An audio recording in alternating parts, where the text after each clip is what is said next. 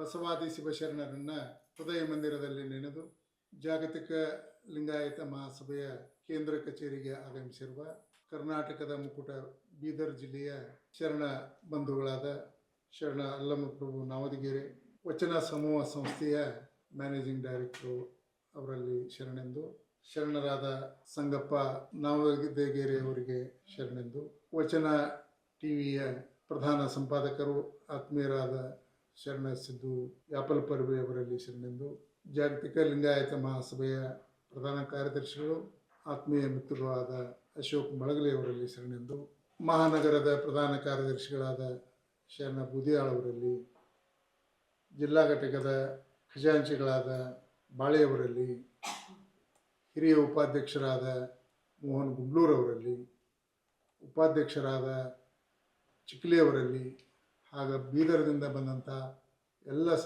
ಶರಣ ತಂದೆ ತಾಯಿಗಳಲ್ಲಿ ಶರಣು ಶರಣಾರ್ಥಿ. ಇವತ್ತಿನ ದಿನ ಅತ್ಯಂತ ಮಹತ್ವದ ದಿನ. ಯಾಕಂದರೆ ಜೂನ್ 6, 7, 8ರಂದು ಗೋವಾದಲ್ಲಿ ರಾಷ್ಟ್ರೀಯ ಬಸವ ಪ್ರತಿಷ್ಠಾನ ಹಾಗೂ ಜಾಗತಿಕ ಲಿಂಗಾಯತ ಮಹಾಸಭೆಯ ಸಹಯೋಗದೊಂದಿಗೆ ಲಿಂಗಾಯತ ಹೋರಾಟ ಮುಂದೇನು ಅನ್ನುವ ವಿಷಯದ ಬಗ್ಗೆ ವಿಚಾರಗೋಷ್ಠಿಯನ್ನು, ಸಮ್ಮೇಳನವನ್ನು 3 ದಿನಗಳವರೆಗೆ ಆಯೋಜಿಸಲಾಗಿತ್ತು. ಕಾರಣಾಂತರದಿಂದ ಆ ಸಮ್ಮೇಳನವನ್ನು ಮುಂದೂಡಲಾಯಿತು. ಆದರೂ ಕೂಡ ಬೀದರದ ಶರಣ ಬಂಧುಗಳು ಮುಂದೂಡಿದರೂ ಕೂಡ ನಾವು ಇದನ್ನು ಪೂರೈಸ್ತೀವಿ ಅನ್ನುವಂಥ ಒಂದು ಮಹತ್ವಾಕಾಂಕ್ಷೆಯಿಂದ ಬಂದಿದ್ದಾರೆ. ಅವರಿಗೆ ಹೃತ್ಪೂರ್ವಕವಾದ ಸ್ವಾಗತವನ್ನು ಬಯಸ್ತೀನಿ. ಜಗದಗಲ ಮುಗಿಯಗಲ ಮಿಗಿಯಗಲ ನಿಮ್ಮಗಲ, ಜಗದಗಲ ಮುಗಿಯಗಲ ಮಿಗಿಯಗಲ ನಿಮ್ಮಗಲ, ಪಾತಾಳದಿಂದತ್ತ ನಿಮ್ಮ ಶ್ರೀಚರಣ, ಪಾತಾಳದಿಂದತ್ತ ನಿಮ್ಮ ಶ್ರೀಚರಣ, ಜಗದಗಲ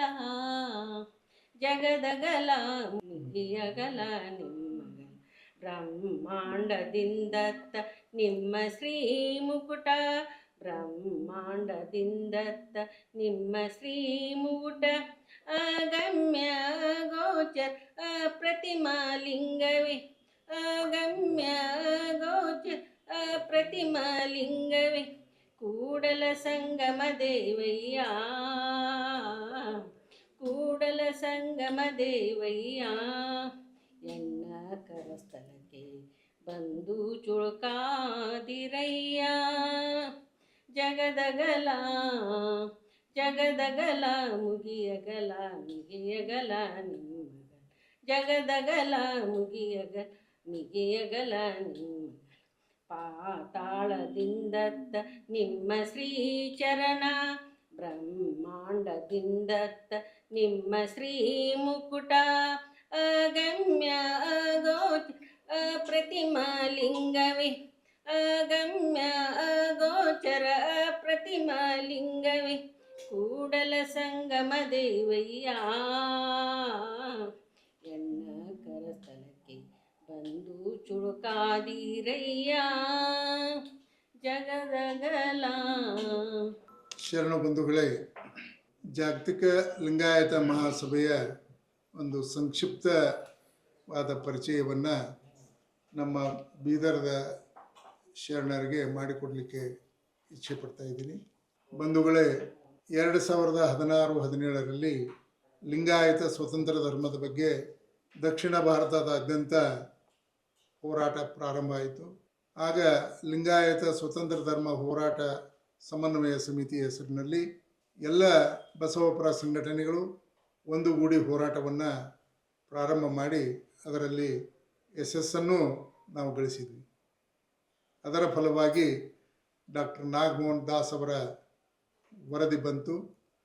ಲಿಂಗಾಯತ ಧರ್ಮಕ್ಕೆ ಸ್ವತಂತ್ರ ಧರ್ಮದ ಮಾನ್ಯತೆಯನ್ನು ಕೊಡಬೇಕನ್ನುವಂಥ ಶಿಫಾರಸನ್ನು ಡಾಕ್ಟರ್ ನಾಗಮೋಹನ್ ದಾಸ್ ಸಮಿತಿ ವರದಿಯನ್ನು ಸಲ್ಲಿಸಿತು. ಸಿದ್ದರಾಮಯ್ಯನವರ ಘನ ಸರ್ಕಾರ ಆ ವರದಿಯನ್ನು ಒಪ್ಪಿಕೊಂಡು ಲಿಂಗಾಯತ ಧರ್ಮಕ್ಕೆ ಸ್ವತಂತ್ರ ಧರ್ಮದ ಮಾನ್ಯತೆಯನ್ನು ನೀಡಿ ಆದೇಶವನ್ನು ಕೂಡ ಮಾಡಿದರು. ಕ್ಯಾಬಿನೆಟ್ನಲ್ಲಿ ನಿರ್ಣಯ ತೆಗೆದುಕೊಂಡು ಆದೇಶ ಮಾಡಿ, ಆದರೆ ರಾಷ್ಟ್ರೀಯ ಅಲ್ಪಸಂಖ್ಯಾತ ಕಾನೂನಿನ ಅನ್ವಯ ಇದು ಕೇಂದ್ರ ಸರ್ಕಾರದ ಗೆಜೆಟ್ನಲ್ಲಿ ಬಂದಾಗ ಮಾತ್ರ ಅದು ಆದೇಶ ಊರ್ಜಿತ ಆಗ್ತದೆ ಅನ್ನುವ ಕಾರಣಕ್ಕಾಗಿ ಆ ವರದಿಯನ್ನು ಶಿಫಾರಸಿನೊಂದಿಗೆ ಕೇಂದ್ರ ಸರ್ಕಾರಕ್ಕೆ ಕಳಿಸಿದರು. ಕೇಂದ್ರ ಸರ್ಕಾರ ಅದರ ಮೇಲೆ ಯಾವುದೇ ಕ್ರಮವನ್ನು ಕೈಗೊಳ್ಳದೆ ಆ ವರದಿಯನ್ನು ರಾಜ್ಯ ಸರ್ಕಾರಕ್ಕೆ ಮರಳಿ ಕಳಿಸಿದರು. ಈ ಒಂದು ಕಾಲದಲ್ಲಿ ನಮ್ಮ ಹಿರಿಯರೆಲ್ಲರೂ ಕೂಡಿಕೊಂಡು ಈ ಹೋರಾಟವನ್ನು ಮುಂದುವರಿಸಬೇಕು, ಲಿಂಗಾಯತ ಧರ್ಮಕ್ಕೆ ಸ್ವತಂತ್ರ ಧರ್ಮದ ಮಾನ್ಯತೆಯನ್ನು ಕೊಡಿಸಬೇಕು ಅನ್ನುವಂಥ ಕಾರಣದಿಂದ ಒಂದು ಸಂಸ್ಥೆಯನ್ನು ಪ್ರಾರಂಭ ಮಾಡಬೇಕು. ವೀರಶೈವ ಮಹಾಸಭೆ ಇದಕ್ಕೆ ವ್ಯತಿರಿಕ್ತವಾಗಿ ನಡ್ಕೊಂಡಿದ್ದರಿಂದ ಜಾಗತಿಕ ಲಿಂಗಾಯತ ಮಹಾಸಭೆ ಅನ್ನುವಂಥ ಈ ಮಹಾಸಂಸ್ಥೆ ಹುಟ್ಟಿಗೆ ಕಾರಣ ಆಯಿತು. ಫೆಬ್ರವರಿ 2018ರಲ್ಲಿ ಜಾಗತಿಕ ಲಿಂಗಾಯತ ಮಹಾಸಭೆ ಸಂಸ್ಥೆ ಬೆಂಗಳೂರಿನಲ್ಲಿ ರಿಜಿಸ್ಟರ್ ಆಗಿ ಅದರ ಅಧ್ಯಕ್ಷರಾಗಿ ಬಸವರಾಜ್ ಹೊರಟ್ಟಿಯವರು, ಕಾರ್ಯಾಧ್ಯಕ್ಷರಾಗಿ ಶರಣರಾದ MB ಪಾಟೀಲ್ ಅವರು, ಮಹಾಪ್ರಧಾನ ಕಾರ್ಯದರ್ಶಿಗಳಾಗಿ ಶರಣ ಶಿವಾನಂದ ಜಾಮದಾರ್ ಸರ್ ಅವರು ಒಂದು ಜವಾಬ್ದಾರಿಯನ್ನು ಹೊತ್ತುಕೊಂಡು ಈ ಸಂಸ್ಥೆಯನ್ನು ಮುನ್ನಡೆಸ್ತಾ ಬಂದಿದ್ದಾರೆ. ಪ್ರಥಮ 2 ವರ್ಷ ಬೆಂಗಳೂರಲ್ಲಿ ಕೇಂದ್ರ ಕಚೇರಿಯನ್ನು ಇಟ್ಟುಕೊಂಡು ಈ ಸಂಸ್ಥೆ ಕೆಲಸ ಮಾಡ್ತಾ ಇತ್ತು. ಎಲ್ಲ ಹಿರಿಯರು ಮಠಾಧೀಶರು ಕೂಡಿಕೊಂಡು ವಿಚಾರ ಮಾಡಿ ಲಿಂಗಾಯತರ ಸಂಖ್ಯೆ ಉತ್ತರ ಕರ್ನಾಟಕದಲ್ಲಿ ಹೆಚ್ಚಿದೆ, ಅವರನ್ನು ಹೆಚ್ಚಿನ ಪ್ರಮಾಣದಲ್ಲಿ ಜಾಗೃತಿ ಮಾಡಬೇಕು. ನೆರೆ ಮಹಾರಾಷ್ಟ್ರದಲ್ಲಿಯೂ ಕೂಡ ಸಾಕಷ್ಟು ಸಂಖ್ಯೆಯಲ್ಲಿ ಲಿಂಗಾಯತರಿದ್ದಾರೆ, ಅದಕ್ಕೆ ಕೇಂದ್ರ ಕಚೇರಿಯನ್ನು ಬೆಳಗಾವಿಗೆ ಸ್ಥಳಾಂತರ ಮಾಡಬೇಕು ಅನ್ನುವಂಥ ನಿರ್ಣಯವನ್ನು ಕೈಗೊಂಡು ಬೆಂಗಳೂರಿನಲ್ಲಿರುವಂಥ ಕೇಂದ್ರ ಕಚೇರಿಯನ್ನು ಬೆಳಗಾವಿಗೆ ಸ್ಥಳಾಂತರ ಮಾಡಿದರು. ಈಗ ಈ ಒಂದು ಸುಸಜ್ಜಿತವಾದ ಕಟ್ಟಡದಲ್ಲಿ ಜಾಗತಿಕ ಲಿಂಗಾಯತ ಮಹಾಸಭೆ ಕೇಂದ್ರ ಕಚೇರಿ ಕಾರ್ಯನಿರ್ವಹಿಸ್ತಾ ಇದೆ. ಈ ಒಂದು ಕಟ್ಟಡ ನಾಗನೂರಿನ ಶ್ರೀ ರುದ್ರಾಕ್ಷಿ ಮಠಕ್ಕೆ ಸೇರಿದ್ದಾಗಿದೆ. ಈ ಕಟ್ಟಡದ ಒಂದು ವಿಸ್ತೀರ್ಣ ಸುಮಾರು 3550 ಸ್ಕ್ವೇರ್ ಫೀಟ್ಗಳ ಈ ಒಂದು ಕಾರ್ಯಾಲಯವನ್ನು ಪರಮ ಪೂಜ್ಯರಾದ ಗದಗಿನ ಜಗದ್ಗುರುಗಳಾದ ತೋಂಟದ ಸಿದ್ದರಾಮ ಮಹಾಸ್ವಾಮಿಗಳವರು ಹಾಗೂ ನಾಗೂರು ಪೀಠಾಧ್ಯಕ್ಷರಾದ ಪರಮ ಪೂಜ್ಯ ಡಾಕ್ಟರ್ ಅಲ್ಲಮಪ್ರಭು ಮಹಾಸ್ವಾಮಿಗಳವರು ಜಾಗತಿಕ ಲಿಂಗಾಯತ ಮಹಾಸಭೆಗೆ ಈ ಕಟ್ಟಡ 4ನೇ ಮಹಡಿಯಲ್ಲಿರುವಂಥ ಈ ಕಟ್ಟಡವನ್ನು ಜಾಗತಿಕ ಲಿಂಗಾಯತ ಮಹಾಸಭೆಗೆ ಕೊಟ್ಟಿದ್ದಾರೆ. ಕೇವಲ ಕಟ್ಟಡವನ್ನು ಕೊಡಲಿಲ್ಲ, ಈ ಕಟ್ಟಡದಲ್ಲಿ ಕಾರ್ಯಾಲಯಕ್ಕೆ ಬೇಕಾಗುವಂಥ ಎಲ್ಲ ವ್ಯವಸ್ಥೆಯನ್ನು ಮಾಡಿ ನಮಗೆ ಕೊಟ್ಟಿದ್ದಾರೆ. ಈ ಸುಸಜ್ಜಿತವಾದ ಸಭಾಗೃಹ, 2 ಚೇಂಬರ್ಗಳಿದ್ದಾವೆ, ನಮ್ಮ ಸಿಬ್ಬಂದಿ ಕೆಲಸ ಮಾಡಲಿಕ್ಕೆ ವ್ಯವಸ್ಥೆ ಇದೆ, ಬಂದವರು ಕೂಡಲಿಕ್ಕೆ ವ್ಯವಸ್ಥೆ ಇದೆ, ಪ್ಯಾಂಟ್ರಿ ವ್ಯವಸ್ಥೆ ಇದೆ, ಬಾತ್ರೂಮ್ಗಳ ವ್ಯವಸ್ಥೆ ಇದೆ. ಈ ಎಲ್ಲವನ್ನೂ ಮಾಡಿ ನಮಗೆ ಯಾವುದೇ ಶುಲ್ಕವಿಲ್ಲದೆ ನಿಶುಲ್ಕವಾಗಿ ಈ ಕಚೇರಿಯನ್ನು ನಮ್ಮ ಕೇಂದ್ರ ಕಾರ್ಯಾಲಯಕ್ಕೆ ಪರಮ ಪೂಜ್ಯರು ವಹಿಸಿದ್ದಾರೆ. ಈಗ ಸುಮಾರು 4 ವರ್ಷಗಳಿಂದ ಈ ಕಟ್ಟಡದಲ್ಲಿ ಜಾಗತಿಕ ಲಿಂಗಾಯತ ಮಹಾಸಭೆ ಕಾರ್ಯನಿರ್ವಹಿಸ್ತಾ ಇದೆ. ಜಾಗತಿಕ ಲಿಂಗಾಯತ ಮಹಾಸಭೆಯ ಕಾರ್ಯವ್ಯಾಪ್ತಿ ಕೇವಲ ಕರ್ನಾಟಕಕ್ಕಷ್ಟೇ ಸೀಮಿತವಾಗಿಲ್ಲ, ಇಡೀ ಭಾರತ ಹಾಗೂ ವಿಶ್ವಕ್ಕೆ ಸೀಮಿತವಾದಂಥ ಇದೊಂದು ಅಂತಾರಾಷ್ಟ್ರೀಯ ಸಂಸ್ಥೆಯಾಗಿ ಬೆಳೆದಿದೆ. ಹೆಸರಿಗೆ ತಕ್ಕಂತೆ ಜಾಗತಿಕ ಅಂದರೆ ಅಂತಾರಾಷ್ಟ್ರೀಯ, ಇಡೀ ವಿಶ್ವಕ್ಕೆ ಸಂಬಂಧಿಸಿದಂಥ ಈ ಸಂಸ್ಥೆ ಈಗಾಗಲೇ ಕರ್ನಾಟಕದ ಸುಮಾರು 21 ಜಿಲ್ಲೆಗಳಲ್ಲಿ, ಮಹಾರಾಷ್ಟ್ರದ ಸುಮಾರು 7 ಜಿಲ್ಲೆಗಳಲ್ಲಿ, ನೆರೆಯ ಆಂಧ್ರ ತೆಲಂಗಾಣಗಳಲ್ಲಿ ವಿಸ್ತೃತವಾಗಿ ಕಾರ್ಯವನ್ನು ನಿರ್ವಹಿಸ್ತಾ ಇದೆ. ಸಾಗರೋತ್ತರ ಘಟಕಕ್ಕೂ ಕೂಡ ಕೆಲಸ ಮಾಡ್ತಾ ಇದೆ. ನಮ್ಮ ಪ್ರಕಾಶ್ ಉಳ್ಳಗಡ್ಡಿಯನ್ನವರು ಸಾಗರೋತ್ತರ ಸಂಸ್ಥೆಯ ಅಧ್ಯಕ್ಷರಾಗಿ ಕೆಲಸ ಮಾಡ್ತಾ ಇದ್ದಾರೆ. ಈಗ ನಮ್ಮ ಜಾಗತಿಕ ಲಿಂಗಾಯತ ಮಹಾಸಭೆ ಸುಮಾರು 25,000 ಸದಸ್ಯತ್ವವನ್ನು ಹೊಂದಿದೆ. ಈ 3-4 ವರ್ಷಗಳಲ್ಲಿ ಸಾಕಷ್ಟು ಪ್ರಗತಿಯನ್ನು ಮಾಡಿ ಬಸವ ತತ್ವವನ್ನು, ಶರಣ ಸಂಸ್ಕೃತಿಯನ್ನು, ವಚನ ಸಾಹಿತ್ಯವನ್ನು ಹಳ್ಳಿಗೂ ತಲುಪುವಲ್ಲಿ ನಮ್ಮ ಜಾಗತಿಕ ಲಿಂಗಾಯತ ಮಹಾಸಭೆ ಕಾರ್ಯವನ್ನು ನಿರ್ವಹಿಸ್ತಾ ಇದೆ. ಈ 21 ಜಿಲ್ಲೆಗಳಲ್ಲಿ ಆಯಾ ಜಿಲ್ಲೆಗಳ ತಾಲೂಕಾ ಘಟಕಗಳು ಕೆಲಸ ಮಾಡ್ತಾ ಇದ್ದಾವೆ, ಗ್ರಾಮ ಘಟಕಗಳು ಕೆಲಸ ಮಾಡ್ತಾ ಇದ್ದಾವೆ. ಬಸವ ತತ್ವವನ್ನು, ಶರಣ ಸಾಹಿತ್ಯವನ್ನು, ಶರಣ ಸಂಸ್ಕೃತಿಯನ್ನು, ವಚನ ಸಾಹಿತ್ಯವನ್ನು ಜನರಿಗೆ ತಲುಪಿಸುವ ನಿಟ್ಟಿನಲ್ಲಿ ಜಾಗತಿಕ ಲಿಂಗಾಯತ ಮಹಾಸಭೆ ಅನೇಕ ಕಾರ್ಯಕ್ರಮಗಳನ್ನು ಹಮ್ಮಿಕೊಂಡು 2023 ಮಾರ್ಚ್ ತಿಂಗಳಲ್ಲಿ ನಮ್ಮ ಅಖಿಲ ಭಾರತ ಮಟ್ಟದಲ್ಲಿ ಲಿಂಗಾಯತ ಮಹಾಸಭೆಯನ್ನು ಅಧಿವೇಶನವನ್ನು 3 ದಿನಗಳವರೆಗೆ ಬಸವ ಕಲ್ಯಾಣದಲ್ಲಿ ಲಕ್ಷಾಂತರ ಭಕ್ತರನ್ನ ಕೂಡಿಸಿ ಮಾಡಿ ಒಂದು ದಾಖಲೆಯನ್ನು ಸೃಷ್ಟಿ ಮಾಡಿದೆ. ತದನಂತರ ಹೋದ ವರ್ಷ ಬೆಳಗಾವಿಯಲ್ಲಿ ಅಖಿಲ ಭಾರತ ಮಟ್ಟದ ಮಹಿಳಾ ಸಮಾವೇಶವನ್ನು ಇಲ್ಲಿ ನಾವು ಆಯೋಜನೆ ಮಾಡಿದ್ವಿ.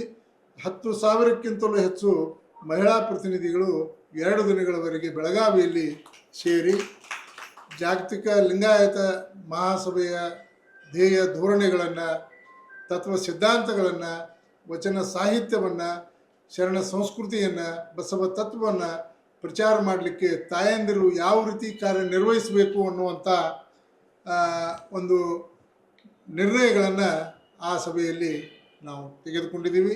ಇದೇ ರೀತಿಯಾಗಿ ಜಾಗತಿಕ ಲಿಂಗಾಯತ ಮಹಾಸಭೆ ಎಲ್ಲ ಶರಣರ ಜಯಂತಿಗಳನ್ನು ಆಚರಣೆ ಮಾಡ್ತಾ ಇದೆ.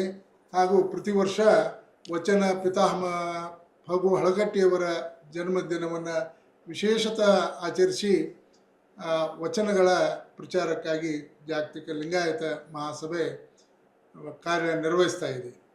ಪ್ರತಿ ವರ್ಷ ಕನಿಷ್ಠ 4 ನಮ್ಮ ಕಾರ್ಯಕಾರಿಣಿ ಸಮಿತಿಯ ಸಭೆಗಳನ್ನು ನಾವು ವಿವಿಧ ಜಿಲ್ಲೆಗಳಲ್ಲಿ ಮಾಡ್ತಾ ಇದ್ದೀವಿ. ಆ ಕಾರ್ಯಕಾರಿಣಿ ಸಮಿತಿಯಲ್ಲಿ ನಿರ್ಣಯಗಳನ್ನು ತೆಗೆದುಕೊಂಡು ಈ ಜಾಗತಿಕ ಲಿಂಗಾಯತ ಮಹಾಸಭೆಯ ಚಟುವಟಿಕೆಗಳನ್ನು ಯಾವ ರೀತಿ ನಾವು ವಿಸ್ತರಿಸಬೇಕು ಹಾಗೂ ಧರ್ಮ ಪ್ರಚಾರ ಯಾವ ರೀತಿ ಮಾಡಬೇಕು, ಜಾಗತಿಕ ಲಿಂಗಾಯತ ಮಹಾಸಭೆಯಿಂದ ಯಾವ ರೀತಿ ಹೋರಾಟವನ್ನು ಮಾಡಿ ಸ್ವತಂತ್ರ ಧರ್ಮಕ್ಕೆ ಮಾನ್ಯತೆ ಸಿಗುವ ಥರ ಮಾಡಬೇಕು ಅನ್ನುವಂಥ ನಿರ್ಣಯಗಳನ್ನು ಡಾಕ್ಟರ್ ಶಿವಾನಂದ ಜಾಮದಾರ್ ಸರ್ ಅವರ ನೇತೃತ್ವದಲ್ಲಿ ನಾವು ಮಾಡ್ತಾ ಬಂದಿದ್ದೀವಿ. ನಮ್ಮ ಹೋರಾಟ ಇನ್ನೂ ಮುಂದುವರೆದಿದೆ.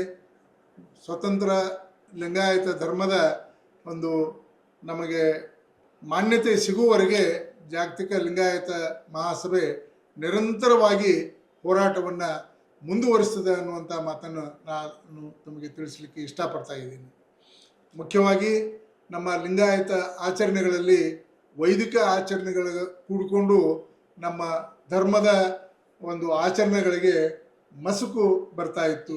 ಆ ನಿಟ್ಟಿನಲ್ಲಿ ಜಾಗತಿಕ ಲಿಂಗಾಯತ ಮಹಾಸಭೆ ನಮ್ಮ ಲಿಂಗಾಯತ ಆಚರಣೆಗಳನ್ನು ವಚನಗಳ ಮೂಲಕ ಮಾಡುವ ಸಲುವಾಗಿ ಸುಮಾರು 3 ಕಮ್ಮಟಗಳನ್ನು ಇಲ್ಲಿ ಮಾಡಿ ಒಂದು ರೂಪರೇಷೆಗಳನ್ನು ಮಾಡಿ ಒಂದು ಕಿರು ಹೊತ್ತಿಗೆಯನ್ನು ತಯಾರು ಮಾಡಿದೆ. ಅದರ ಡ್ರಾಫ್ಟ್ ಕಾಪಿ ಕರಡು ಪ್ರತಿಯನ್ನು ಈಗಾಗಲೇ ನಾವು ತಯಾರು ಮಾಡಿದ್ದೀವಿ. ಈ ತಿಂಗಳ ಕೊನೆ ಒಳಗಾಗಿ ಅದನ್ನು ಪರಿಷ್ಕರಿಸಿ ಮುದ್ರಣ ಮಾಡಿ ಕರ್ನಾಟಕದಾದ್ಯಂತ ಕನ್ನಡದಲ್ಲಿ, ತದನಂತರ ಅದನ್ನು ಭಾಷಾಂತರ ಮಾಡಿ ಉಳಿದ ರಾಜ್ಯಗಳಲ್ಲಿ ಹಂಚಿ ನಮ್ಮ ಆಚರಣೆಗಳು, ಲಿಂಗಾಯತರ ಆಚರಣೆ ಗರ್ಭಲಿಂಗಧಾರಣೆಯಿಂದ ಹಿಡಿದು ಅಂತ್ಯಕ್ರಿಯೆಯವರೆಗೆ ವಚನಾಧಾರಿತವಾಗಿ ಯಾವ ರೀತಿ ಮಾಡಬೇಕು ಅನ್ನುವಂಥ ಮಾಹಿತಿಯನ್ನು ಆ ಕಿರು ಹೊತ್ತಿಗೆಯಲ್ಲಿ ನಾವು ಕೊಟ್ಟು ಎಲ್ಲರೂ ಕೂಡ ಈ ವೈದಿಕ ಆಚರಣೆಯನ್ನು ನಿಲ್ಲಿಸಿ ನಮ್ಮ ನಿಜಾಚರಣೆಗಳನ್ನು ಮಾಡಬೇಕನ್ನುವಂಥ ಧ್ಯೇಯವನ್ನು ಜಾಗತಿಕ ಲಿಂಗಾಯತ ಮಹಾಸಭೆ ಹೊಂದಿದೆ. ಜೊತೆಗೆ ನಮ್ಮ ಜಾಗತಿಕ ಲಿಂಗಾಯತ ಮಹಾಸಭೆಗೆ ವಚನ ಸಮೂಹ ಸಂಸ್ಥೆಯ ವಚನ ಟಿವಿ ಇದೇನಿದೆ ನಮ್ಮ ಸಿದ್ದು ಯಾಪಲ್ ಪರ್ವಿ ಅವರ ಸಂಪಾದಕತ್ವದಲ್ಲಿ ನಡೀತಾ ಇದೆ. ಇತ್ತೀಚೆಗೆ ಅವರು ಕೂಡ ಜಾಗತಿಕ ಲಿಂಗಾಯತ ಮಹಾಸಭೆ ಜೊತೆಗೆ ತಮ್ಮ ಕೈ ಜೋಡಿಸಿ ಅವರದೇ ಆದ ಒಂದು ಎಡಿಟಿಂಗ್ ಸೆಂಟರನ್ನು ನಮ್ಮ ಕೇಂದ್ರ ಕಚೇರಿಯ ಒಂದು ಭಾಗದಲ್ಲಿ ತೆರೆದಿದ್ದಾರೆ. ಇದು ಕೂಡ ನಮ್ಮ ಜಾಗತಿಕ ಲಿಂಗಾಯತ ಮಹಾಸಭೆಗೆ ಹೆಚ್ಚಿನ ಬಲ ಬರಲಿಕ್ಕೆ ಕಾರಣ ಆಗಿದೆ. ವಚನ ಟಿವಿಯ ಮೂಲಕ ಜಾಗತಿಕ ಲಿಂಗಾಯತ ಮಹಾಸಭೆಯ ಕಾರ್ಯಚಟುವಟಿಕೆಗಳು ಹಾಗೂ ಬಸವ ತತ್ವದ ಪ್ರಚಾರ, ವಚನ ಸಾಹಿತ್ಯದ ಪ್ರಚಾರ, ಶರಣ ಸಂಸ್ಕೃತಿಯ ಪ್ರಚಾರವನ್ನು ಈಗಾಗಲೇ ಅವರು ಕೈಕೊಂಡು ಲಕ್ಷಾಂತರ ಜನ ಆ ಒಂದು ವಚನ ಟಿವಿಗೆ ಚಂದಾದಾರರಾಗಿದ್ದಾರೆ. ಆ ಒಂದು ವಚನ ಟಿ ವಿ ನಮ್ಮ ಕಾರ್ಯಾಲಯದಲ್ಲಿ ಕಾರ್ಯಾರಂಭ ಮಾಡಿದ್ದು ಕೂಡ ಜಾಗತಿಕ ಲಿಂಗಾಯತ ಮಹಾಸಭೆಗೆ ತನ್ನ ಕಾರ್ಯ ಚಟುವಟಿಕೆಗಳನ್ನು ಪ್ರಚಾರ ಮಾಡಲಿಕ್ಕೆ, ವಿಸ್ತಾರ ಮಾಡಲಿಕ್ಕೆ ಹೆಚ್ಚು ಅನುಕೂಲ ಆಗ್ತಾ ಇದೆ. ಅನುಭವಿಕರಾದ ಸಿದ್ದು ಯಾಪಲ್ ಪರ್ವೆಯವರು ಹಾಗೂ ಶರಣರಾದ ಅಲ್ಲಮ್ಮ ಪ್ರಭು ನಾಮದಗೇರಿಯವರು ಈ ಕೆಲಸಕ್ಕೆ ಕೈ ಜೋಡಿಸಿ ನಮಗೆ ಒಂದು ಬಲವನ್ನು ತಂದು ಕೊಟ್ಟಿದ್ದಾರೆ ಅನ್ನುವಂಥ ಮಾತನ್ನು ನಾನಿಲ್ಲಿ ಹೇಳಲಿಕ್ಕೆ ಇಷ್ಟಪಡ್ತಾ ಇದ್ದೀನಿ. ಜೊತೆಗೆ ಇವತ್ತಿನ ದಿನ ಶರಣರಾದ ಅಲ್ಲಮ್ಮ ಪ್ರಭು ನಾಮದಗೇರಿಯವರು ಅವರು ತಮ್ಮ ಸಮೂಹ ಸಂಸ್ಥೆಗೆ ವಚನ ಸಮೂಹ ಸಂಸ್ಥೆಗಳಂತಲೇ ಹೆಸರಿಟ್ಟಿದ್ದಾರೆ. ಅವರ ತಂದೆಯವರು ಸಂಗಪ್ಪ ನಾಮದಗೇರಿಯವರು ಶರಣರು. ಅವ್ರು ಹೇಳ್ತಾ ಇದ್ರು, ಈಗ ಸುಮಾರು 40 ವರ್ಷಗಳಿಂತಲೂ ಹೆಚ್ಚಿನಿಂದ ಅವರ ಬಸವ ತತ್ವವನ್ನು ಪ್ರಚಾರ ಮಾಡ್ತಾ ಇದ್ದೀವಿ ನಾವು ಅನ್ನುವಂಥ ಮಾತನ್ನು ಹೇಳಿದರು. ಅವರಿಗೆ ಜಾಗತಿಕ ಲಿಂಗಾಯತ ಮಹಾಸಭೆಯ ಪರವಾಗಿ ನಾನು ಹೃತ್ಪೂರ್ವಕವಾದ ಅಭಿನಂದನೆಗಳನ್ನು ಸಲ್ಲಿಸಲಿಕ್ಕೆ ಇಷ್ಟಪಡ್ತಾ ಇದ್ದೀನಿ. ಈಗ ಅವರು ಮಾಡ್ತಾ ಇರುವಂಥ ಈ ಒಂದು ಡೆವಲಪರ್ಸ್ ಈಗೇನು ಅವರು ಇದನ್ನು ಮಾಡ್ತಾ ಇದ್ದಾರೆ, ಅದಕ್ಕೂ ಕೂಡ ಅವರು ಅನುಭವ ಮೆಗಾ ಸಿಟಿ ಅಂತೇಳಿ ಹೆಸರಿಟ್ಟಿದ್ದಾರೆ. ಅಂದರೆ ನಮ್ಮ ಶರಣ ಸಂಸ್ಕೃತಿಯಲ್ಲಿ ಬರುವಂಥ ಅನುಭವ ಮಂಟಪ, ವಚನ ಸಾಹಿತ್ಯದ ಹೆಸರುಗಳನ್ನೇ ಕೂಡ ತಮ್ಮ ಉದ್ಯೋಗಕ್ಕೂ ಕೂಡ ಇಟ್ಟು ಅವರು ತಮ್ಮ ಬಸವ ಪ್ರಜ್ಞೆಯನ್ನು, ಬಸವ ಪ್ರೇಮವನ್ನು, ಬಸವ ಅಭಿಮಾನವನ್ನು ಇಲ್ಲಿ ಮೆರೆದಿದ್ದಾರೆ. ಅವ್ರಿಗೂ ಕೂಡ ನಾನು ಹೃತ್ಪೂರ್ವಕವಾದ ಅಭಿನಂದನೆಗಳನ್ನು ಸಲ್ಲಿಸಲಿಕ್ಕೆ ಇಷ್ಟಪಡ್ತಾ ಇದ್ದೀನಿ. ಇವತ್ತಿನ ದಿನ ಅವರು ಇಲ್ಲಿ ಬಂದಿದ್ದಾರೆ. 2 ದಿವಸದ ಹಿಂದೆ ನಮ್ಮ ಶರಣರಾದ ಪ್ರೊಫೆಸರ್ ಸಿದ್ದು ಯಾಪಲ್ ಪರ್ವೆಯವರು ನಮ್ಗೆ ಹೇಳಿದರು, ಬೀದರ್ದಿಂದ ಸುಮಾರು 40 ಜನ ಶರಣರು ಬರ್ತಾ ಇದ್ದಾರೆ ಗೋವಾಕ್ಕೆ ಹೋಗೋ ಸಲುವಾಗಿ. ಹೋಗುವಾಗ ನಮ್ಮ ಜಾಗತಿಕ ಲಿಂಗಾಯತ ಮಹಾಸಭೆಗೆ ಅವರು ಭೇಟಿ ಕೊಡ್ತಾರೆ ಅಂದಾಗ ನಮಗೆ ಭಾಳ ಸಂತೋಷ ಆಯಿತು. ಯಾಕಂದರೆ ನಮಗೆ ಶರಣರ ಬರವಣಿಗೆ ಪ್ರಾಣ ಜೀವಾಳವಯ್ಯ ಅಂದಾಗೆ ಯಾರು ಬಸವ ತತ್ವದಲ್ಲಿ ಶರಣ ಸಂಸ್ಕೃತಿಯಲ್ಲಿ ತಮ್ಮ ಜೀವನವನ್ನು, ತಮ್ಮ ಉದ್ಯೋಗವನ್ನು ನಡೆಸ್ತಾ ಇದ್ದಾರೆ, ಅಂಥ ಒಂದು ಸಮೂಹದ ಮುಖ್ಯಸ್ಥರು ಹಾಗೂ ಅವರ ಎಲ್ಲ ಬಂಧುಗಳು ಇಲ್ಲಿ ಬರ್ತಾ ಇದ್ದಾರೆ ಅಂದರೆ ನಮಗೆ ಭಾಳ ಸಂತೋಷ ಆಯಿತು. ಶರಣರಾದ ಅಲ್ಲಮ್ಮ ಪ್ರಭು ನಾಮದಗೇರಿ ಅವರು ನಮ್ಮ ಜಾಗತಿಕ ಲಿಂಗಾಯತ ಮಹಾಸಭೆಯ ದಾನಿ ಸದಸ್ಯರಾಗಿ ಇವತ್ತು ಅವರು ತಮ್ಮ ಹೆಸರನ್ನಿಲ್ಲೇ ನೋಂದಾಯಿಸ್ಕೊಳ್ತಾ ಇದ್ದಾರೆ. ಅವರನ್ನು ಜಾಗತಿಕ ಲಿಂಗಾಯತ ಮಹಾಸಭೆಯ ಕೇಂದ್ರ ಸಮಿತಿಯವರ ಪರವಾಗಿ ಹಾಗೂ ಜಾಗತಿಕ ಲಿಂಗಾಯತ ಮಹಾಸಭೆಯ ಜಿಲ್ಲಾ ಘಟಕದ ಪರವಾಗಿ ಹೃತ್ಪೂರ್ವಕವಾಗಿ ಜಾಗತಿಕ ಲಿಂಗಾಯತ ಮಹಾಸಭೆಗೆ ಅವರನ್ನು ಸ್ವಾಗತವನ್ನು ಬಯಸ್ತಾ ಇದ್ದೀವಿ. ಈ ಒಂದು ದಾನಿ ಸದಸ್ಯರ ಒಂದು ಕರ್ತವ್ಯ ಮತ್ತು ಅವರ ಹಕ್ಕುಗಳಂತಂದರೆ, ಅವರು ನೇರವಾಗಿ ನಮ್ಮ ಕೇಂದ್ರ ಸಮಿತಿಯ ಕಾರ್ಯಕಾರಿಣಿ ಸಮಿತಿಯ ಸದಸ್ಯರಾಗಿ ಅವರು ನೇಮಕಗೊಳ್ತಾ ಇದ್ದಾರೆ. ಎಲ್ಲ ಪ್ರತಿಯೊಂದು ನಮ್ಮ ಸಭೆಯ ಸಮಾರಂಭಗಳಲ್ಲಿ ಅವರಿಗೆ ಮುಕ್ತ ಆಹ್ವಾನ ಇರ್ತದೆ. ನಮ್ಮ ತ್ರೈಮಾಸಿಕ ನಮ್ಮ ಸಭೆಗಳು, ಎಕ್ಸಿಕ್ಯೂಟಿವ್ ಕಮಿಟಿ ಸಭೆಗಳಾಗಲಿ ಹಾಗೂ ಜನರಲ್ ಬಾಡಿ ಸಭೆಗಳಾಗಲಿ, ಯಾವುದೇ ವಿಶೇಷ ಸಂದರ್ಭದ ಸಭೆಗಳಲ್ಲಿ ಅವರು ರಾಷ್ಟ್ರೀಯ ಕಾರ್ಯಕಾರಿಣಿ ಸಮಿತಿಯ ಸದಸ್ಯರಾಗಿ ಅವರಿಗೆ ಭಾಗವಹಿಸಲಿಕ್ಕೆ ಅವರಿಗೆ ಹಕ್ಕಿರ್ತದೆ. ಅವರನ್ನು ಜಾಗತಿಕ ಲಿಂಗಾಯತ ಮಹಾಸಭೆಯ ಪರವಾಗಿ ಹೃತ್ಪೂರ್ವಕವಾಗಿ ಸ್ವಾಗತಿಸ್ತಾ ಇದ್ದೀನಿ. ಶ್ರೀ ಗುರು ಬಸವಲಿಂಗಾಯ ನಮಃ. ಮಾಡಿದೆನೆಂಬುದು ಮನದಲ್ಲಿ ಹೊಳೆದರೆ ಏಡಿಸಿ ಕಾಡಿತ್ತು ಶಿವನ ಡಂಗುರ. ಮಾಡಿದೆ ನೆನ್ನದಿರ ಲಿಂಗಕ್ಕೆ, ಮಾಡಿದೆ ನೆನ್ನದಿರ ಜಂಗಮಕ್ಕೆ. ಮಾಡಿದೆನೆಂಬುದು ಮನದಲ್ಲಿ ಇಲ್ಲದಿದ್ದರೆ ಬೇಡಿದ್ದ ನೀವ ಕೂಡಲ ಸಂಗಮ ದೇವ. ವಿಶ್ವಗುರು ಬಸವ ತಂದೆಯನ್ನು ಎಲ್ಲ ದಾರ್ಶನಿಕರನ್ನು ನೆನೆಯುತ್ತಾ ಇವತ್ತು ಜಾಗತಿಕ ಲಿಂಗಾಯತ ಮಹಾಸಭೆಯ ಪ್ರಧಾನ ಕಚೇರಿಯಲ್ಲಿ ನಾವು ಸೇರಿದ್ದು ಭಾಳ ಖುಷಿ ಕೊಡ್ತಾ ಇದೆ, ಸಂತಸ ಕೊಡ್ತಾ ಇದೆ. ಜಾಗತಿಕ ಲಿಂಗಾಯತ ಮಹಾಸಭೆಯ ಒಬ್ಬ ಸಕ್ರಿಯ ಸದಸ್ಯನಾಗಿ ಈಗಾಗಲೇ ನಾನು ಇದ್ದೇನೆ. ಆದರೆ ಅದನ್ನು ಭಾಳ ದೂರದಿಂದನೇ ಆ ಜಾಗತಿಕ ಲಿಂಗಾಯತ ಮಹಾಸಭೆಯ ಕಾರ್ಯಚಟುವಟಿಕೆಗಳನ್ನ ಭಾಳ ಅಭಿಮಾನದಿಂದ ನಾವು ನೋಡ್ತಿದ್ದೆವು, ಅದರಲ್ಲೂ ಪಾಲ್ಗೊಳ್ತಿದ್ದೆವು. ನಮ್ಮ ಲಿಂಗಾಯತ ಧರ್ಮ ಸ್ವತಂತ್ರ ಧರ್ಮ ಆಗಬೇಕು ಅನ್ನುವಂಥ ನಿಟ್ಟಿನಲ್ಲಿ ಭಾಳ ಪ್ರಮುಖವಾಗಿ ತನ್ನ ಕಾರ್ಯವನ್ನು ಎಲ್ಲ ಕಡೆ ವಿಸ್ತರಣೆ ಮಾಡಿಕೊಂಡು ಬರ್ತಾ ಇದೆ ಜಾಗತಿಕ ಲಿಂಗಾಯತ ಮಹಾಸಭಾ.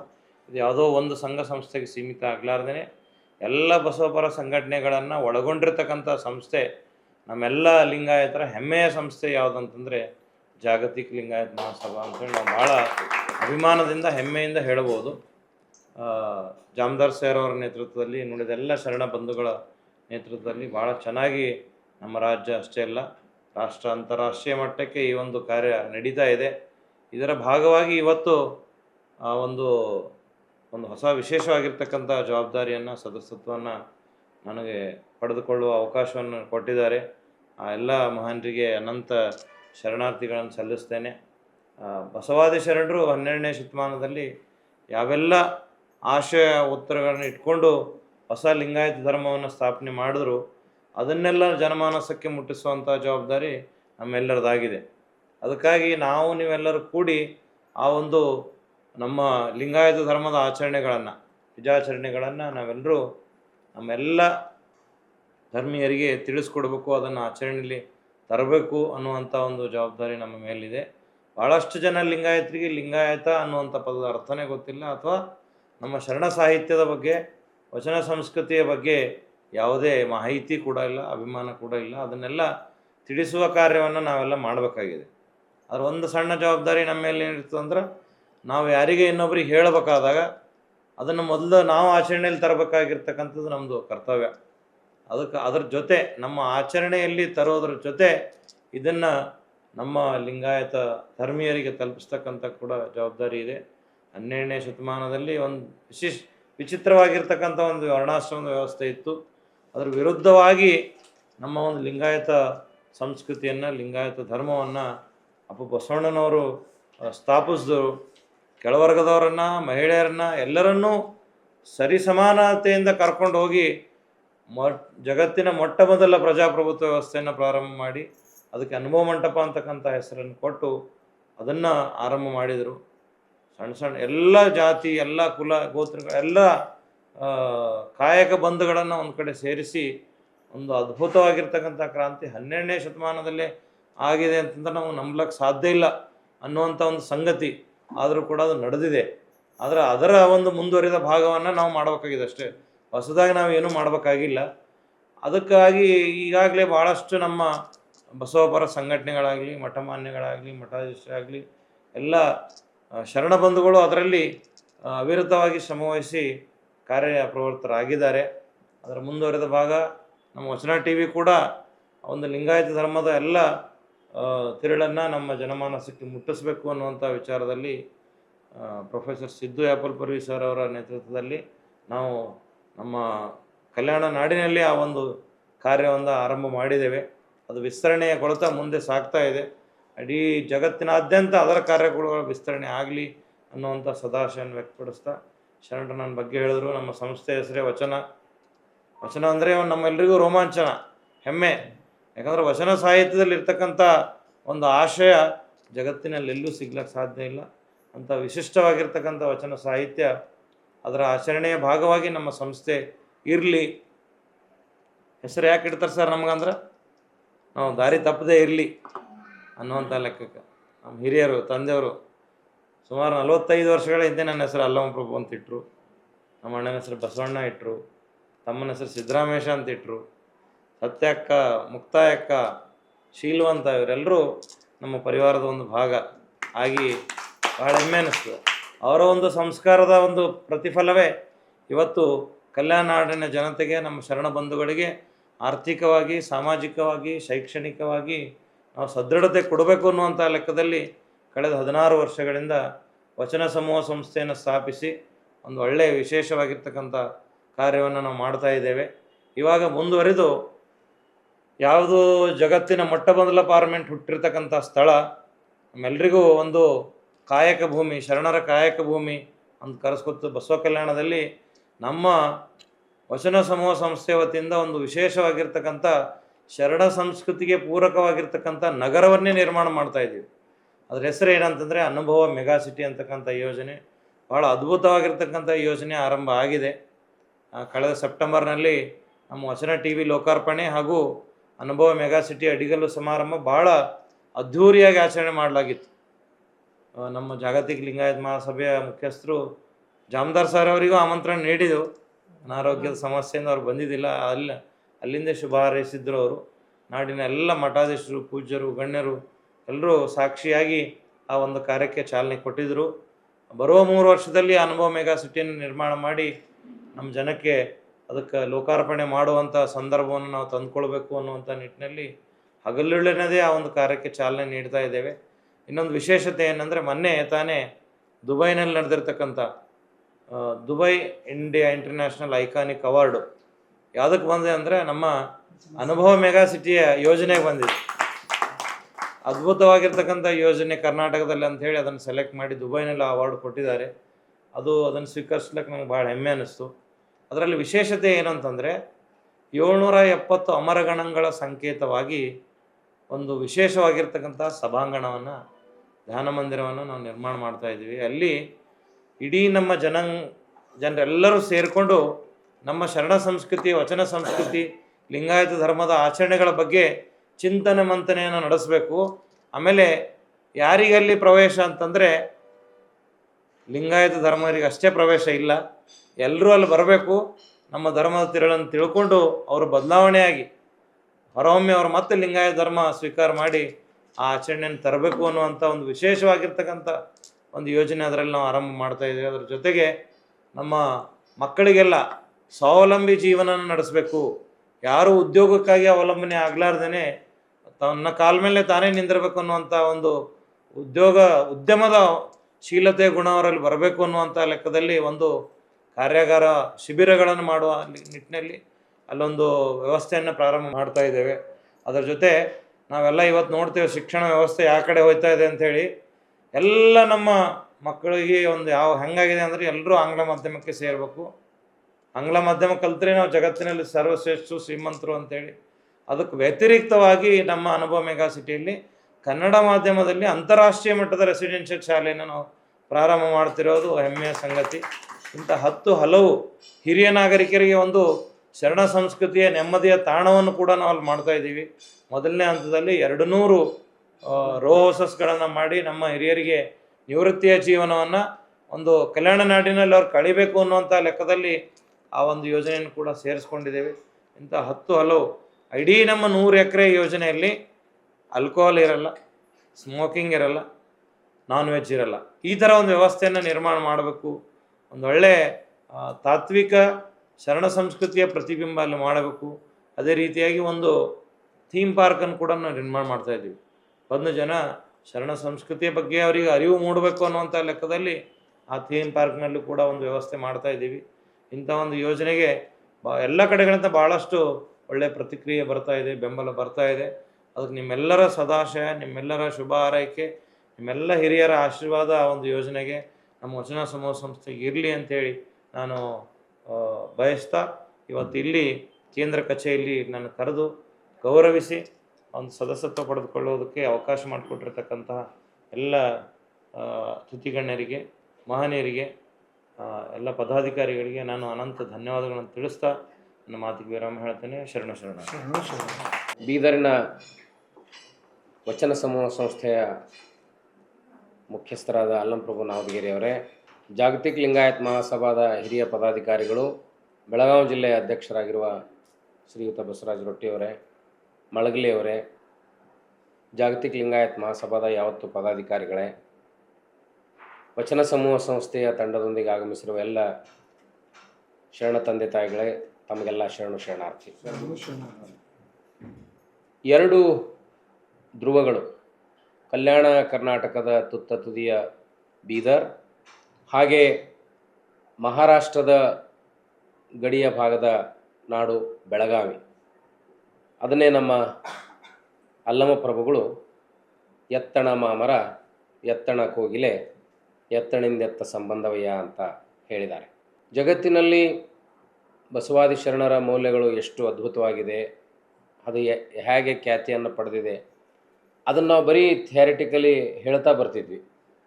ಆದರೆ ಅದು ಜಗತ್ತಿಗೆ ತಲುಪಿಸುವಂಥ ಒಂದು ಸಂದರ್ಭ ಕೆಲಸ ಬಂದಿದ್ದು ಈ 2015ಕ್ಕಿಂತಲೂ ಮುಂಚೆ, ಅಂದರೆ 2010ರ ಸುಮಾರಿಗೆ ಇಂಗ್ಲೆಂಡಿನ ಥೇಮ್ಸ್ ನದಿ ದಂಡೆಯ ಮೇಲೆ ಬಸವಣ್ಣನವರ ಪುತ್ಥಳಿಯನ್ನು ಸ್ಥಾಪನೆ ಮಾಡಬೇಕು ಅಂತ ಪಾರ್ಲಿಮೆಂಟ್ನಲ್ಲಿ ಚರ್ಚೆ ಬಂದಾಗ ಇಂಗ್ಲೆಂಡ್ನವ್ರದ್ದು ಒಂದು ಸ್ವಭಾವ, ಯಾವುದನ್ನು ಅವರು ಸರಳವಾಗಿ ಒಪ್ಕೊಳ್ಳೋದಿಲ್ಲ.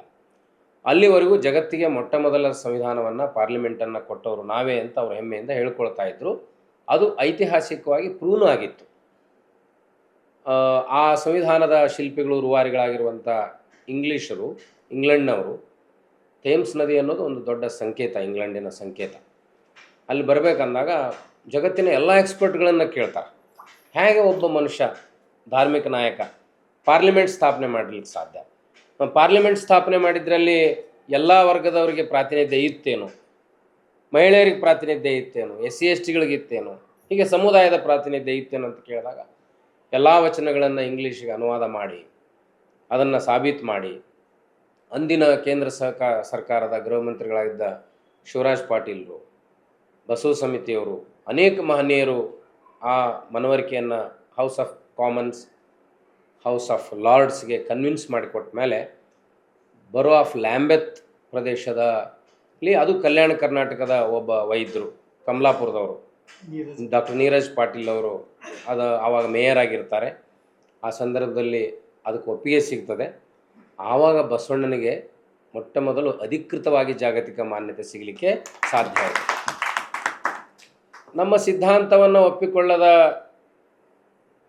ಪಕ್ಷದಿಂದ ಆರಿಸಿ ಬಂದಿರುವಂಥ ಪ್ರಧಾನಿಗಳು ಅಲ್ಲಿ ಹೋಗಿ ಜಗತ್ತಿಗೆ ಮೊದಲ ಪಾರ್ಲಿಮೆಂಟನ್ನು ಕೊಟ್ಟವರು ನಾವು ಭಾರತೀಯರು, ಮುಖ್ಯವಾಗಿ ಕರ್ನಾಟಕದವರು, ಅದು ಬಸವಣ್ಣ, ಮಹಾತ್ಮ ಬಸವೇಶ್ವರ ಅಂತ ಅವತ್ತು ಡಿಕ್ಲೇರ್ ಮಾಡ್ತಾರೆ. 2015ರಲ್ಲಿ ಲ್ಯಾಂಬೆತ್ನಲ್ಲಿ ಭಾಳ ದೊಡ್ಡ ಮಳೆ ಚಳಿ ಎಲ್ಲ ಇರ್ತದೆ. ಆದರೂ ಯಾವುದೇ ಸೆಕ್ಯೂರಿಟಿ ಇಲ್ಲದೆ ಪ್ರಧಾನಮಂತ್ರಿಗಳಲ್ಲಿ ಹೋಗಿ ಅದನ್ನು ಉದ್ಘಾಟನೆ ಮಾಡಿ ಲೋಕಾರ್ಪಣೆ ಮಾಡಿ ಬರ್ತಾರೆ. ಆವಾಗ ಜಗತ್ತು ವಚನಗಳ ಬಗ್ಗೆ ಬಸವಣ್ಣ ಇತ್ತು ಅಲ್ಲಿವರೆಗೂ ಹೆಚ್ಚು ನೋಡ್ಲಿಕ್ಕೆ ಪ್ರಾರಂಭ ಮಾಡಿದ್ರು. ಇತ್ತೀಚೆಗೆ ನಾವು ರೊಟ್ಟಿಯವರು, ಮಳಗಲಿಯವರು ಇಂಗ್ಲೆಂಡಿಗೆ ಹೋಗಿದ್ವಿ.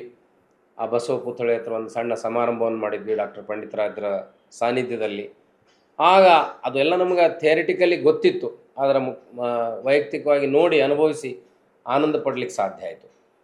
ಇಷ್ಟು ಜಾಗತಿಕವಾಗಿದ್ದಾಗ ಕೂಡ ವಚನ ಸಾಹಿತ್ಯದ ಬಗ್ಗೆ ಜಾಗತಿಕ ಲಿಂಗಾಯತ್ ಮಹಾಸಭಾ ಅನೇಕ ಕಠಿಣ ನಿರ್ಣಯಗಳನ್ನು ತಗೊಂಡು ಜಾಮದಾರ್ ಸಾಹೇಬರಂಥ ಒಬ್ಬ ಮನುಷ್ಯ ಅದಕ್ಕೆ ಅಥೆಂಟಿಸಿಟಿ ಕೊಡಲಿಕ್ಕೆ ಸಾಧ್ಯ ಆಯಿತು.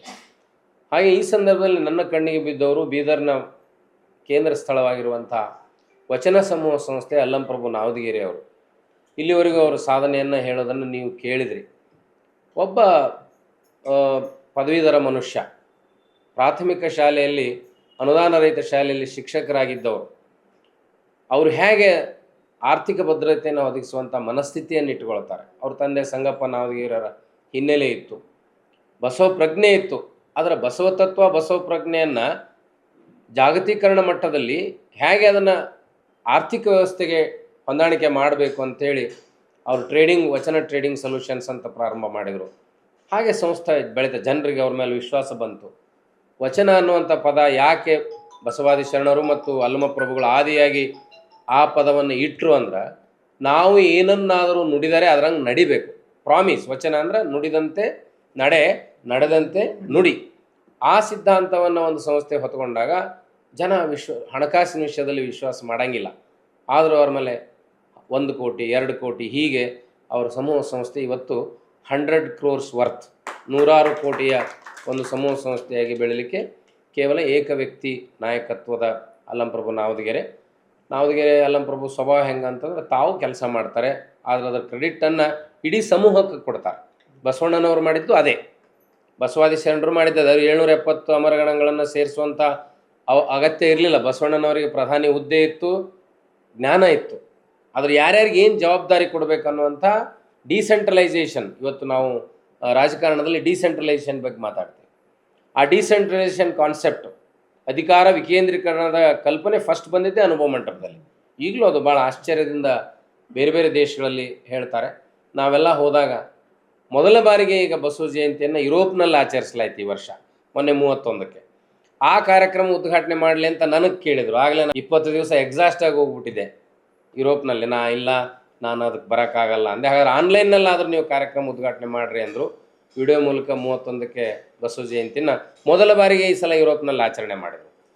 ಬಸವ ಜಯಂತಿಯನ್ನು ರಾಷ್ಟ್ರ ಮಟ್ಟದಲ್ಲಿ ಆಚರಣೆ ಮಾಡಿದರು.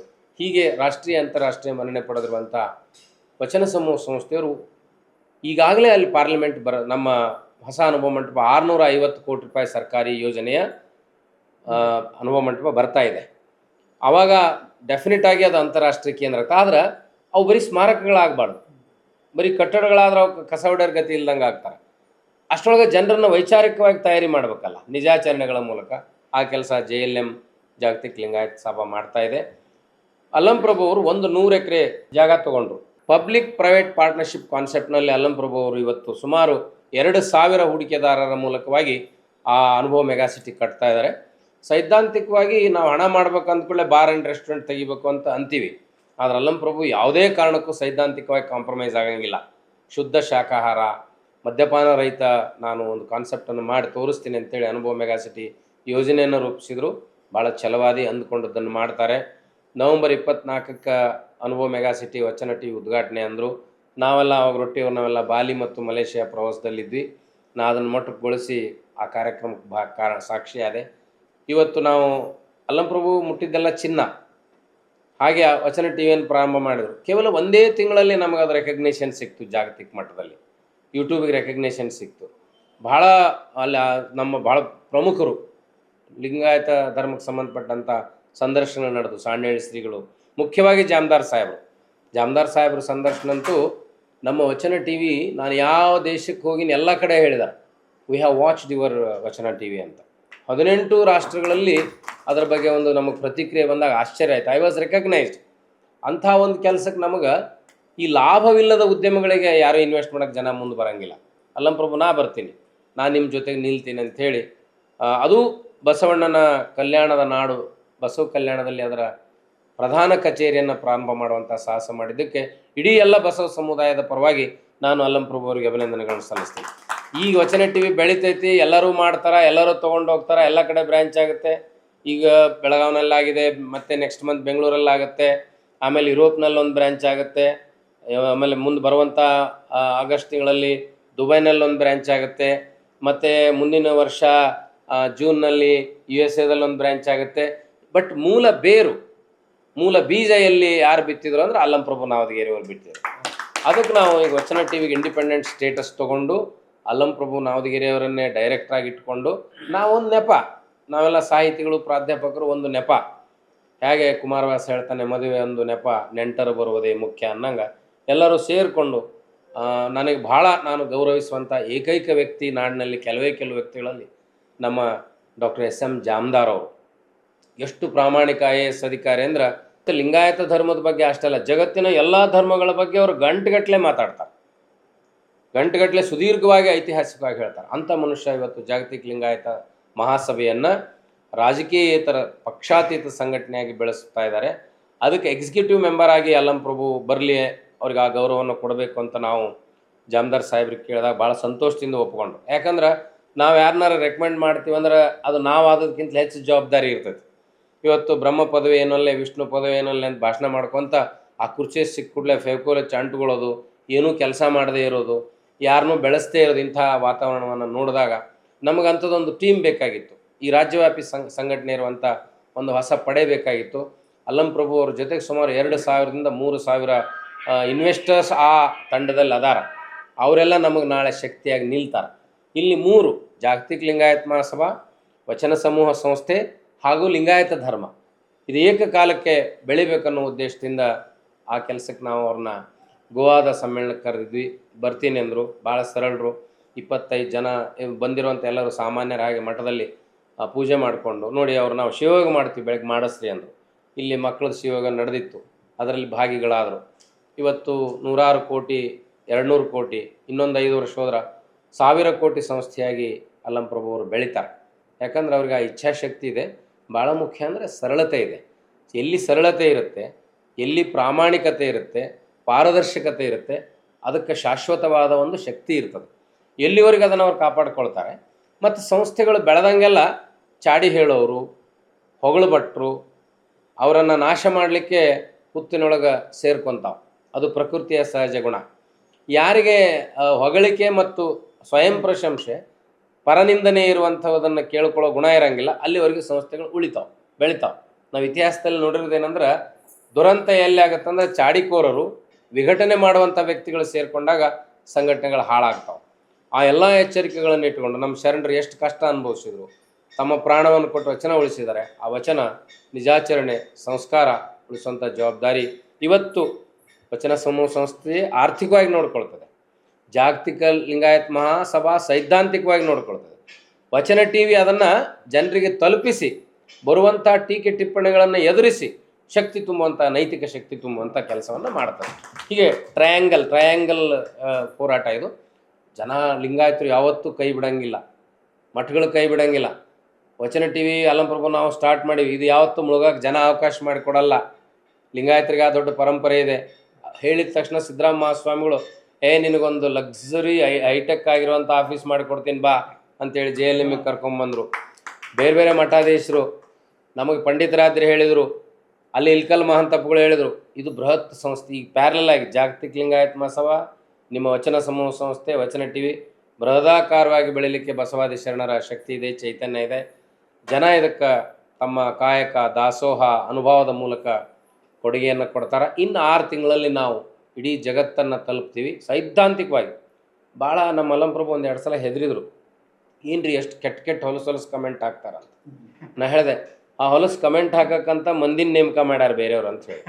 People are appointed to criticise in that way. ಅದಕ್ಕೆ ಹೆದರಬಾರ್ದು, ಧೃತಿಗೆಡಬಾರ್ದು. ಒಂದು ಲೆವೆಲ್ವರೆಗೂ ಭಾಳ ಕೆಟ್ಟದಾಗಿ ಎಲ್ಲರೂ ಡಿಸ್ಕರೇಜ್ ಮಾಡ್ತಾರೆ. ಅವ್ರಿಗಂತೂ ಭಾಳ ಹೆದರಿಸ್ಬಿಟ್ಟಿದ್ರು, ನಾಶಾಗಿ ಹೋಗ್ಕಿರಿ ನೀವು ಅಂದ್ಬಿಟ್ಟಿದ್ರು ಮೀಡಿಯಾ ಮಾಡಿ. ನಾ ಹೇಳಿದೆ, ಇಲ್ಲ, ಮೀಡಿಯಾ ಅಂದರೆ ಆನೆ ಇದ್ದಂಗೆ, ಅದು ಸವಾರಿ ಮಾಡೋ ಮುಂದೆ ಅಷ್ಟ ಚಂದ. ಆನೆ ಸಿಟ್ಟಿಗೆ ಎತ್ತು ಸೊಂಡಿಲೆ ಎತ್ತಿ ಕೆಳಗೆ ಹೋಗ್ತದೆ, ಹಾಕಿ ಕಾಲಾಗ ಹಾಕಿ ತುಳಿತೈತಿ. ಅದಕ್ಕೆ ಮೀಡಿಯಾನ ಯಾವಾಗಲೂ ಸವಾರಿ ಮಾಡ್ಬೇಕು ಹೊರತಾಗಿ ಕೆಳಗಿಳಿಯುವಂಥ ದುಸ್ಸಾಹಸ ಮಾಡಬಾರ್ದು. ಅಂಥ ಒಂದು ಬೃಹದಾಕಾರದ ಆನೆಯನ್ನು ಸಾಕುವಂಥ ಶಕ್ತಿ ನಿಮ್ಮಂಥವ್ರಿಗೆ ಮಾತ್ರ ಇದೆ ಅಂತ ನಾ ಹೇಳಿದೆ.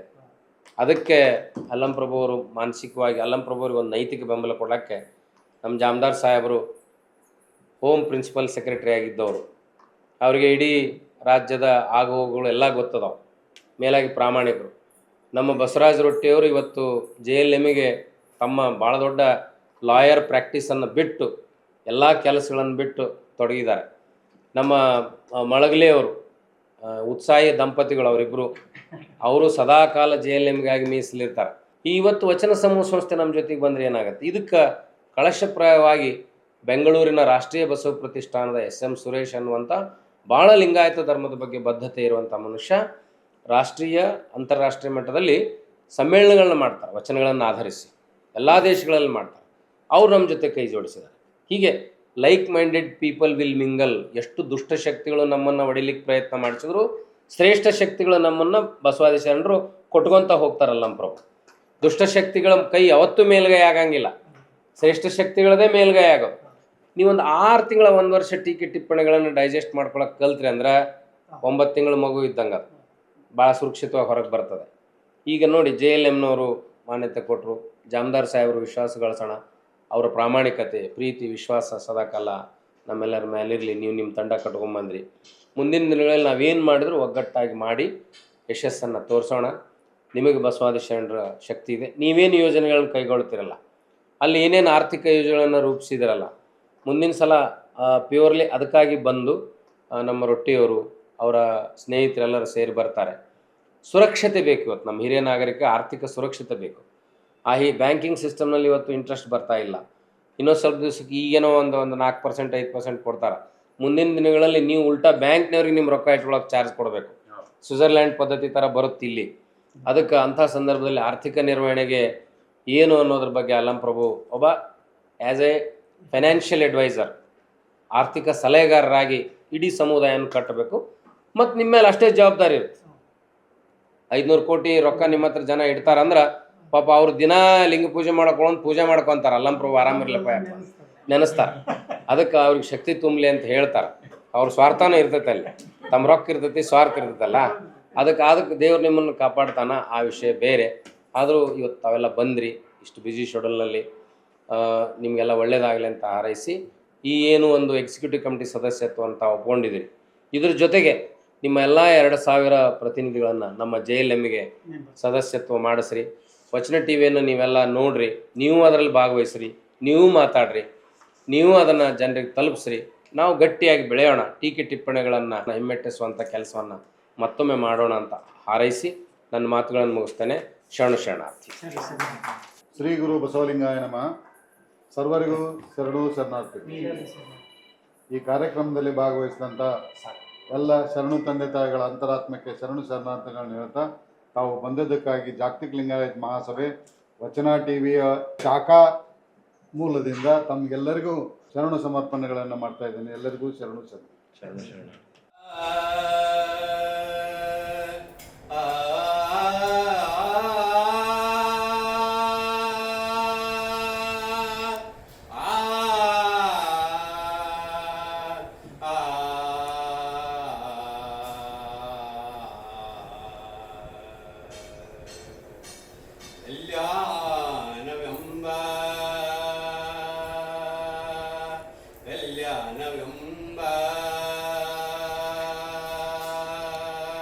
ಕಲ್ಯಾಣವೆಂಬ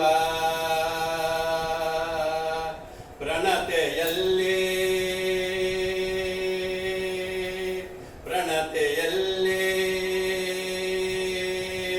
ಭಕ್ತಿ ರಸವೆಂಬ ತೈಲವ ನೆರೆದು ಭಕ್ತಿ ರಸವೆಂಬ ತೈಲವ ನೆರೆದು ಕಲ್ಯಾಣವೆಂಬ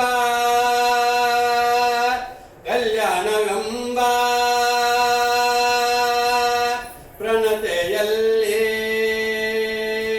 ಭಕ್ತಿ ರಸವೆಂಬ ತೈಲವ ನೆರೆದು ಭಕ್ತಿ ರಸವೆಂಬ ತೈಲವ ನೆರೆದು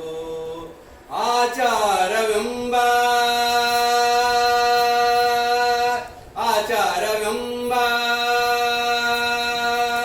ಬತ್ತಿಯಲ್ಲಿ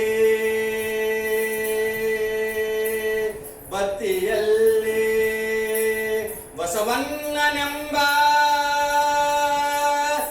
ಜ್ಯೋತಿಯ ಮುಟ್ಟಿಸಲು ಬಸವಣ್ಣನೆಂಬ ಜ್ಯೋತಿಯ ಮುಟ್ಟಿಸಲು ಕಲ್ಯಾಣವೆಂಬ ಪ್ರಣತೆಯಲ್ಲಿ ಭಕ್ತಿ ರಸವೆಂಬ ತೈಲವ ನೆರೆದು ಭಕ್ತಿ ರಸವೆಂಬ ತೈಲವ ನೆರೆದು ಆಚಾರವೆಂಬ ಬತ್ತಿಯಲ್ಲಿ ಬಸವಣ್ಣನೆಂಬ ಜ್ಯೋತಿಯ ಮುಟ್ಟಿಸಲು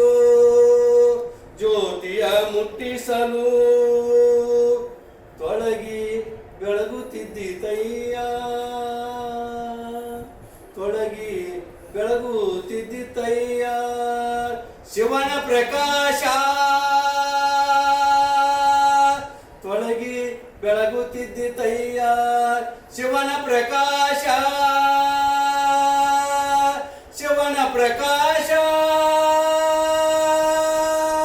ಶಿವನ ಪ್ರಕಾಶ ಆ ಬೆಳಕಿನೊಳಗೆ ಒಪ್ಪುತ್ತಿದ್ದರಯ್ಯ ಅಸಂಖ್ಯಾತ ಭಕ್ತಗಣಗಳು ಆ ಬೆಳಕಿನೊಳಗೆ ಒಪ್ಪುತ್ತಿದ್ದರಯ್ಯ ಅಸಂಖ್ಯಾತ ಭಕ್ತಗಣಗಳು ಕಲ್ಯಾಣವೆಂಬ ಪ್ರಣತೆಯಲ್ಲಿ ಭಕ್ತಿ ರಸವೆಂಬ ತೈಲವ ನೆರೆದು ಭಕ್ತಿ ರಸವೆಂಬ ತೈಲವ ನೆರೆದು ಆಚಾರವೆಂಬ ಬತ್ತಿಯಲ್ಲಿ ಬಸವಣ್ಣನೆಂಬ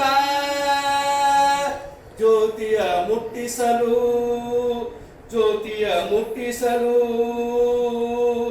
ಶಿವಭಕ್ತರಿದ್ದ ದೇಶ ಪಾವನವೆಂಬುದು ಹುಸಿಯೇ ಶಿವಭಕ್ತರಿದ್ದ ದೇಶ ಪಾವನವೆಂಬುದು ಹುಸಿಯೇ ಶಿವಭಕ್ತರಿದ್ದ ಕ್ಷೇತ್ರ ಅವಿಮುಕ್ತಿ ಕ್ಷೇತ್ರವೆಂಬುದು ಹುಸಿಯೇ ಅವಿಮುಕ್ತಿ ಕ್ಷೇತ್ರವೆಂಬುದು ಹುಸಿಯೇ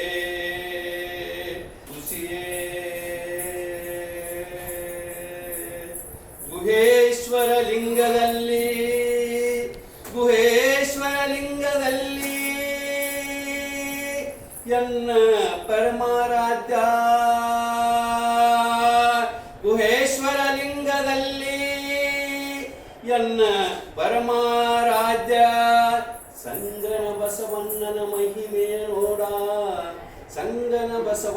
ಮಹಿಮೆಯ ನೋಡ ಸಿದ್ದರಾಮಯ್ಯ